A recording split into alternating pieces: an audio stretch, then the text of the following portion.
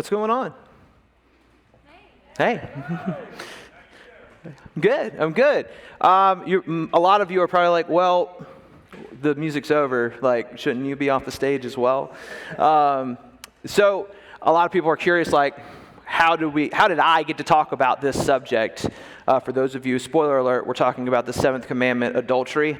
So how did I get this messy, uncomfortable, heavy topic? Well, usually about a month out, we'll plan Crave. And so when we were coming back, Kevin was like, I'm going to take the first week we come back, honor that father and mother. Robsy was going to take murder. And so then they're going back and forth like, do you want to take adultery? You want me to take adultery? Kind of going back and forth. And I said, I really love talking about this, actually. And Kevin was like, word. And that was it. So now I got to do this. So just a disclaimer before we really get started. This is a messy, complicated, just heavy, almost feels shameful to talk about. And I know there's a lot of hurt that might come from this, a lot of fear that might come from this, a lot of hurt from past, whether it's something you might have done or something your parents have done, whether it's from adultery from a parent's divorce. My parents are divorced because of adultery. My wife's parents are divorced because of adultery. This is a big issue to me, and I love talking about it. As much hurt as this subject has caused for me, I love talking about it. And so this particular subject, just like the 5th through the 10th commandments, they're all dealing with how we interact with each other as humans, how we interact with each other as human image bearers of God. So, why don't we get to it? Exodus 20:14, Moses gets to it here. It says, you must not commit adultery. That's pretty easy. So then we go on to the definition. Go on to the next slide here. Adultery, voluntary, sexual intercourse between a married person and a person who is not his or her spouse. Again, we know that most of this does not apply to us as high schoolers. I say us like I'm a high schooler, but I'm not, but whatever. So it's pretty easy just looking at that definition. And there was lots of ways in the old law that dealt with adultery. You can read it on your own time. Just read Deuteronomy 22:13 through 30, basically how the old law dealt with sexual sin in general. Spoiler alert, it mostly ended with stoning you to death. So thank goodness we don't really live under the old barbaric ways of the old law. But, of course, Jesus sets forth a new covenant for us, a new way of thinking about adultery. And so we're going to skip all the way to Matthew 5:27 through 30. So we'll go to that slide. You've heard the commandment that says you must not commit adultery. But I say, anyone who even looks at a woman with lust has already committed adultery with her in his heart. This is where it gets crazy. So if your eye, even your good eye, for some reason, causes you to lust, gouge it out and throw it away. It is better for you to lose one part of your body than for your whole body to be thrown into hell. And if your hand, even your stronger hand, causes you to sin, cut it off, throw it away. It is better for you to lose one part of your body than for your whole body to be thrown into hell. So upon reading that at first, you might think, well, wait a minute, I thought we were kind of getting away from the barbaric ways of the old law. We might think this is kind of crazy. And honestly, if taken literally, let's be honest, renders half the human population blind in a matter of minutes. Not to mention that blind people are more than capable of committing adultery and more than capable of lusting. So why does he use this vivid language? Why does he use such intense, vivid language? It's because he's serious. But he knows that lust is the real thing that we battle in this situation. Lust is the thing that dehumanizes us, and it takes away from who we are as humans. And he wants us to do everything we can that's possible to avoid it. So why is lust bad? We can sit here all day and kind of talk about, well, of course, lust gives us 30 thoughts and that those are bad. And that's true, but lust does a lot of things to our brains and to our hearts. And I really want to focus on 3 particular things that lust in general does to us and to our fellow humans. So the first point I want to make is lust removes our humanity. And what do I mean by that? And why is our humanity so important? The idea of being a body sometimes can feel shameful, can feel exhausting. I know I'm tired in my body sometimes, and it's kind of weird to kind of think about it this way, but that's the way God designed us. God designed us to be humans. He did not design us to be animals, and he did not design us to be angels. We are not angels. We are not animals. We are made in his image. We are not animals. We are not angels. We are human image bearers of God himself. Because animals don't have sexuality. They mate, of course. So let's throw the first slide up here. Lioness, probably finishing up what God has designed them to do, and now they're just, cuddling, as we like to think sometimes. Again, this is going to get very awkward. This is just the tipping stone of how awkward this is going to get. And more awkward for me, by the way, because I'm the one up here talking about it. But during this ritual that the lion and the lioness have performed, so they're done, and you think that she's just sitting there, does he just love me for my body, and that's it? Am I his and only his alone? Or do you think the lion's like, is she just using me as a status symbol to be queen of the jungle? Because I got plenty of ladies in mind. Spoiler alert, by the way, go to the next slide. Mufasa had lots of ladies, by the way. So Mufasa was not a one-woman man, okay? He had lots of other cubs too. We won't get into that, but just wanted to ruin Lion King for you for just a second. No, they are animals. They don't have those thoughts, and they don't. And that's okay, because that's the way God designed them to be. It's okay that they're animals, and that the only thing that they have is they don't have a conscience. They don't have a higher sense of purpose. They just have a survival instinct, and they mate to make communities to increase their survival rate. And that's okay, because that is what God made them to be. But that's something that we're told to be as well. We're told that, let's just give in to our animal instincts. Let's pour our passions into each other. When it comes down to it, aren't we just animals anyway? The early Greeks had a phrase for this. It was called food for the stomach. Like sex was just something like food where, food for the stomach. They would go to a prostitute and say, food for the stomach. And then they would partake in their food for the stomach. Well, then Paul writes to them, and I'm going to put the verses up again. I've got a lot of stuff to talk about, so I'm going to be putting verses up that I'd love for you guys to look at afterwards. But this first one is 1 Corinthians 6, 12 through 20. And Paul is writing to Corinth at this point, addressing this particular issue of food for the stomach, and saying that your sexual sin is one of the worst that defiles the body. He claims that your body is a temple. This is really one of the first times we're hearing this too. And nowadays we say that all the time. We say, my body's a temple and I must have my hot yoga. My body's a temple and I'll have my all organic kale smoothie. And it's a good point. Like, we should be taking care of our bodies. I should be taking better care of my body. But the idea that your body was a temple, a place where God dwelled and lived, was revolutionary at the time. So when we give up and surrender and think, I can't control my urges, or I can't control my whims, and I'm just an animal after all, we're giving up and denying the humanity that God wove into us. But let me swing the other way. If the animal complex is the idea that we're just animals after all and we should just give in to our carnal natures, the angel complex is the opposite. It's the denial of the physical, and what makes us human, our sexuality. Our sexuality is a huge part of what makes us human. Angels are spirits with no body, and no need or want for sex. So when we have the angel complex, we like to not talk about sex. We like to talk about it like it doesn't exist. Sometimes the church, not this church particularly, but the church in general, doesn't like to talk about sex. And we need to talk about that. We need to talk about it all the time that we can get. I know that sounds weird, and I know that sounds frustrating, and it sounds awkward, but we need to talk about it. When I was a student, I had two friends, and let's just say for the sake of their privacy. Their names were Jim and Pam, for my office peeps out there.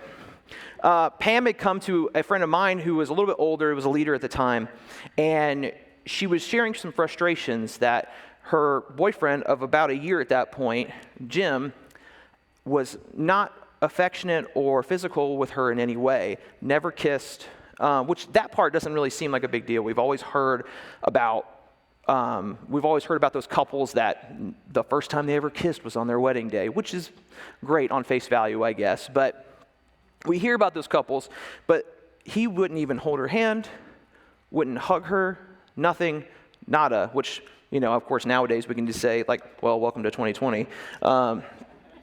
But nothing whatsoever. So what had happened was Jim was told by his parents, sex, physical interaction, touch, everything, off limits. And so she started at first to think, well, is there something wrong with him? But then she started to ask the more dangerous question, is there something wrong with me? And that kind of makes me think about the first time I talked about sex with my parents. I was about 11 or 12 years old, and as a parent of a 5-year-old and a 7-year-old now, I can tell you that normally the answer to the question, where do babies come from, you can just say, mommy's tummy, they're good with it. That's it. That's all they need. They don't need any more information. That's it. But then they get to an age, like I was, so how does the baby get in the tummy? And that question caused my mom to stutter while she was brushing her teeth, and she didn't want to answer the question. My dad composed himself enough to say, you know what, bud, I'm going to get back to you on that in 3 days. And so 3 days pass, and I go into his office, and he gives me the "when mommy and daddy love each other very much" speech. And we go through it. There were pictures, diagrams, a bar graph for some reason. I don't know what the bar graph was measuring. I just remember there being a bar graph. And looking back, obviously, I'm very embarrassed and a little scarred, of course, as well. But I had the conversation with him. And my dad had that conversation with me over and over and over again because he cared about me, and he knew what I was experiencing when I was a 12-year-old. He knew what I was experiencing when I was 14. He knew what I was experiencing when I was 16, and I had very easy access to pornography and got addicted to pornography. He was there to talk me through it and say, you're not alone. This is normal. Not that it's right, but it's normal. And don't be ashamed of this. We'll work through this together because I'm here with you. I had an accountability partner, a friend who was just a year or two older than me, and he was my accountability partner with that. And we had conversations almost daily at times because you need to have those conversations. My dad knew that the repression and the denial of the things that make me human and make me a man, if I was denied that, I'd just go find that knowledge and information someplace else. Hugh Hefner, the founder of Playboy magazine, the Playboy empire at this point, he's passed now. He did some interviews and he was asked, well, who do you attribute the most to your success? $billion empire. Who do you attribute the most, looking back, onto your success? He said his mom. Gross, right? That's kind of gross. What he meant was that when he was a teenager and earlier, he was denied any type of physical affection whatsoever. His dad never showed any affection towards his mother. His dad never showed any affection towards him. His mom he could only count, I think he said on his fingers, the times that his mom even hugged him. Sex was never to be talked about. It was only for the use of procreation. And so when he turned 18, 19 years old, guess where he went? He went somewhere else to get that knowledge. He went somewhere else to get what he was denied for so long.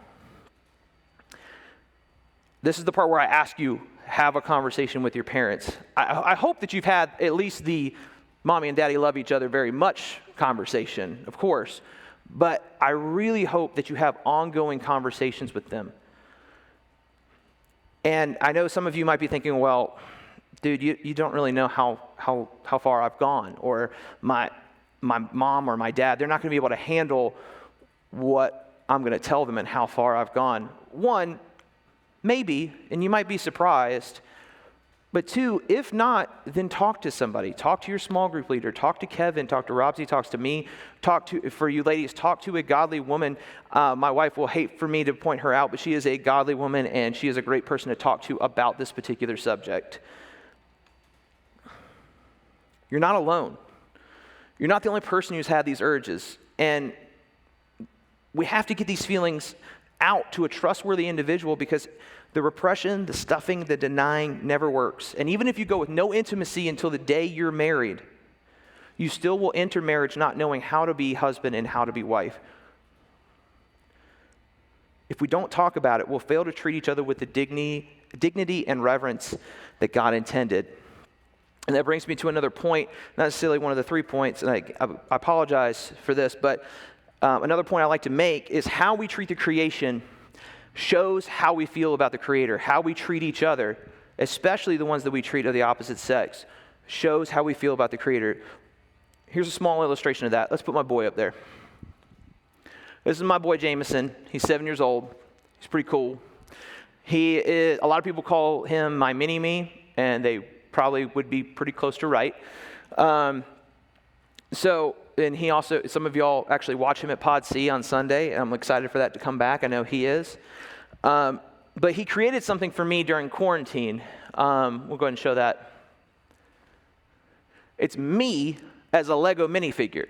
He took a bunch of his Legos, different pieces together, and made me. I like it. He's got the layers. I'm not wearing my layers today, which is weird, but he's wearing his layers. He's got a cup of coffee. He's got the slick back hair. Loved it.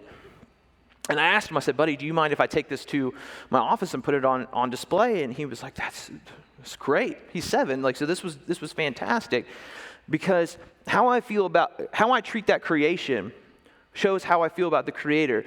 My dad did the same thing to me when I was a kid. I was about 7, and I made this terrible Father's Day gift where it was a tin can with a peanut on top with clay around. I don't have a picture for you, I'm sorry.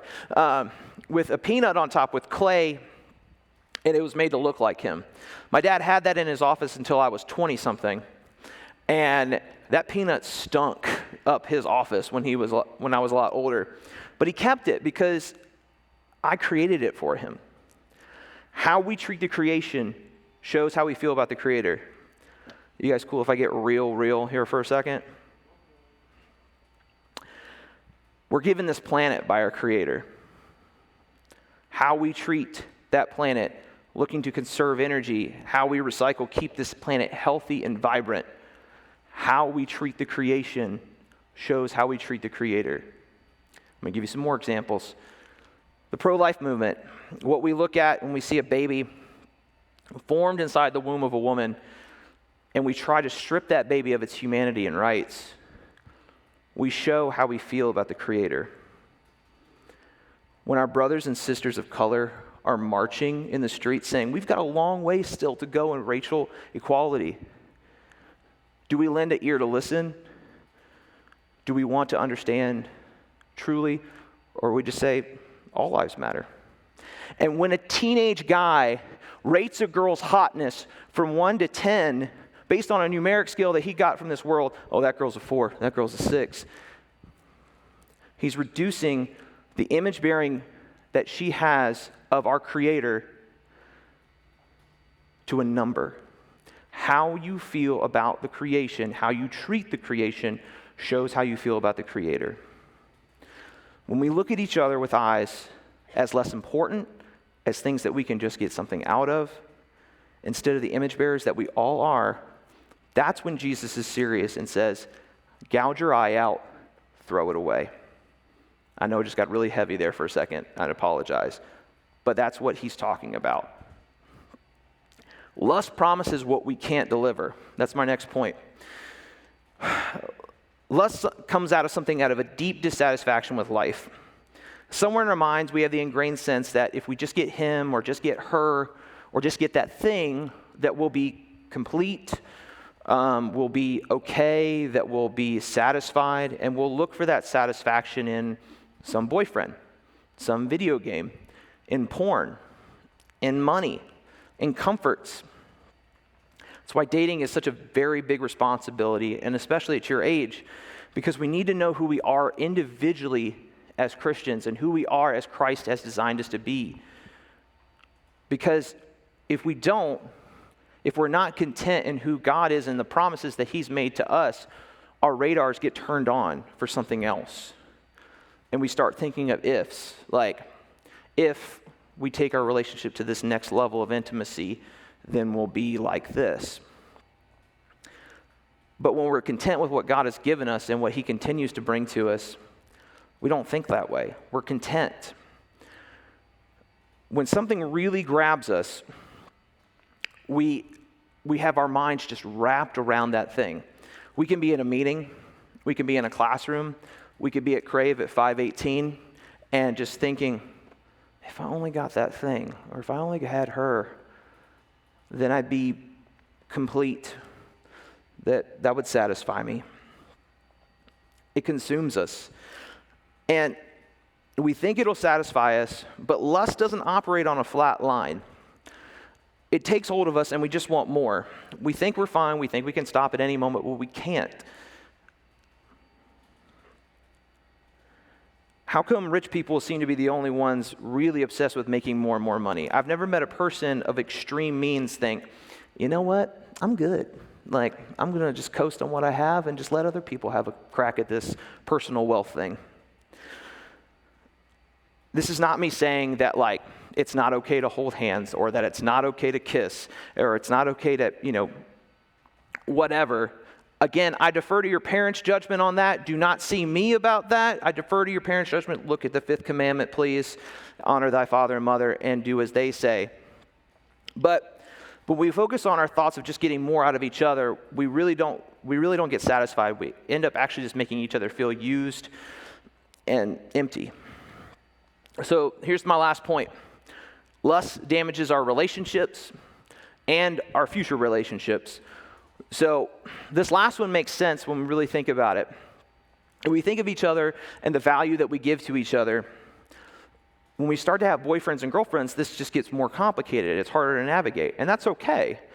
When we date, especially for long periods of time, though, we feel this sense that sexual intimacy is expected or even earned. And just as a real quick aside, ladies, when that guy takes you out on a date and he takes you to the nicest dinner you've ever been to, like my parents don't even take me to the places like this. This is great. And you go see that show that he had no interest in seeing the show, but you were like, he came and he went to this show because he really likes me. And then at the end of the night, this is not speaking from personal experience, he pulls out his guitar and starts singing you a song that he wrote personally for you. Yeah, that was a little too personal. The only thing you owe him at the end of the night is a thank you. Ladies, you are image bearers, and you deserve all the respect and the dignity that comes with that. Guys, you are image bearers of God himself. You deserve all the respect and the dignity that comes with that. But we think we've been dating for a year now, so he's done so much for me. And that's great. If he's done so much for you, that is awesome. I'm so glad you're in a healthy relationship. But still the most that you owe him is gentleness and kindness and trust if he's earned it. And vice versa for you guys. Because here comes the last hot take I'll have of the night. And before they put the slide up, don't put the slide up yet. Before I put the slide up, please read this with love and encouragement, not as something vindictive or anything like that. I want you to know that I come across this with love and from experience. But here's my last hot take of the relationship you're in right now.